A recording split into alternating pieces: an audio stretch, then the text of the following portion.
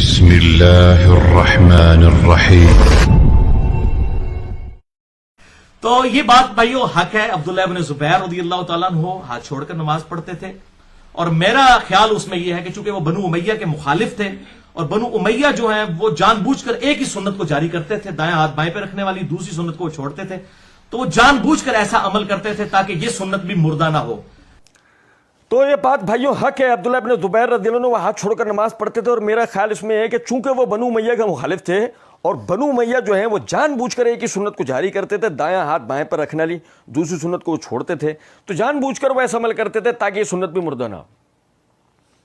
ابھی ہم اگر وہاں بیٹھے ہوتے نا تو ہم ایسے سب کی طرف دیکھتے، سارے جتنے بیٹھے ہیں وہاں فرات، کوئی کچھ بول رہا ہے، کسی کے کان پہ مگرمچھ رینگا، جوں رینگنا تو سوال ہی نہیں پیدا ہوتا نا، مگرمچھ رینگے ان کے اوپر سے تو شاید یہ ہوش میں ہے، نہیں سمجھ رہے؟ دیکھا ادھر ادھر کوئی بھی کچھ بھی نہیں کرا، مجھے چو تم تو قرآن اور حدیث بیان کرنے بیٹھے تھے، تمہارا خیال کون سنے گا؟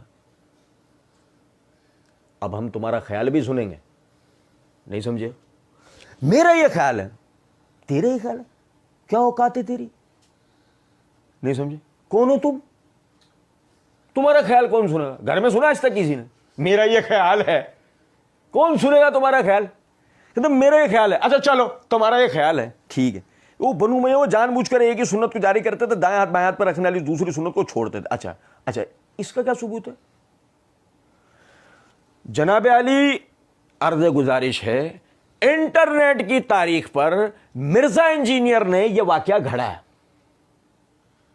آج سے پہلے دنیا میں شاید کوئی ایسا شخص انٹرنیٹ کی تاریخ میں پیدا نہیں ہوا ہوگا جس نے بنو امیہ کے نام سے اتنا بڑا جھوٹ بولا کہ بنو امیہ ہاتھ باندھنے کی سنت کو جاری کرتے تھے، ہاتھ لٹکانے والی سنت کو چھپاتے دباتے تھے، روکتے تھے۔ تو اس لیے عبداللہ بن زبیر رضی اللہ تعالیٰ نے ایسا کیا ہے۔ مرزا کے دائیں بائیں آگے پیچھے اوپر نیچے جتنے اس کے سہولت کار ہیں مل کر کھود کے ڈھونڈ کے دنیا سے کہیں سے بلکہ اپنی طرف سے گھڑ کے اس کا ثبوت لا سکتے نہیں، اس کا ثبوت نہیں لا سکتے۔ یہ خالصتاً مرزا نے یہاں کالا جھوٹ بولا ہے۔ اچھا جی، اس کے بعد اب دیکھیں ذرا اس میں ایک اور توجہ، میرا خیال اس میں ہے کہ چونکہ وہ بنو امیہ کے مخالف تھے، وہ ابن زبیر اور بنو امیہ جو ہے وہ جان بوجھ کر ایک ہی سنت کو جاری کرتے تھے، ہاتھ پہ رکھنے والی دوسری سنت کو وہ چھوڑ دیتے تھے، جان بوجھ کر وہ ایسا عمل کرتے تاکہ یہ سنت بھی مردہ نہ ہو۔ لو جی، پتہ لگا بنو امیہ ایک سنت کو تو ترک کرتے تھے، ایک کو جاری کرتے تھے، ابن زبیر جان بوجھ کے ان کو مخالف کرتے ہوئے اس سنت کو بھی زندہ کرتے تھے۔ اب کوئی پوچھے کہ مرزا جی کالی کافی پلاؤں، نیند پوری کی تھی رات کو، تو تھوڑی دیر کے لیے ذرا سکتا لو، سوچو کہ تم کیا کہہ رہے ہو۔ کیا نکل کے آئی بات؟ عبداللہ بن زبیر نے تو سنت زندہ کر لی بنو امیہ کے خلاف، ارے حسن اور حسین نہیں کر پائے۔ علی اور حسن اور حسین نے بنو امیہ کے مخالف سنت زندہ کی؟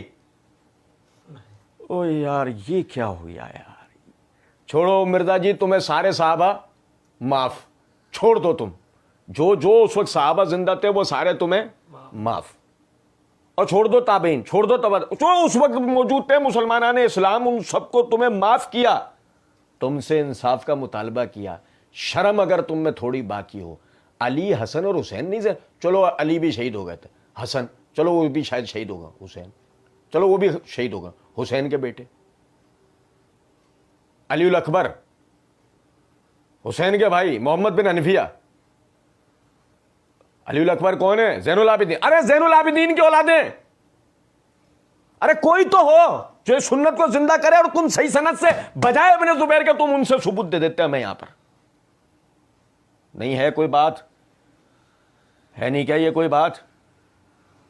کیا بات ہے، سارے اس سنت کو لے کے بنو امیہ کے ساتھ جا کے کھڑے ہو گئے، ایک ابن زبیر ہی الگ نظر آئے۔ کچھ بات آ رہی ہے سمجھ میں یا نہیں؟ تو بات آ رہی ہے، مرزا صاحب نے پورا گھڑا ڈھکوسلا، اب سنبھالے سے سنبھلے گا؟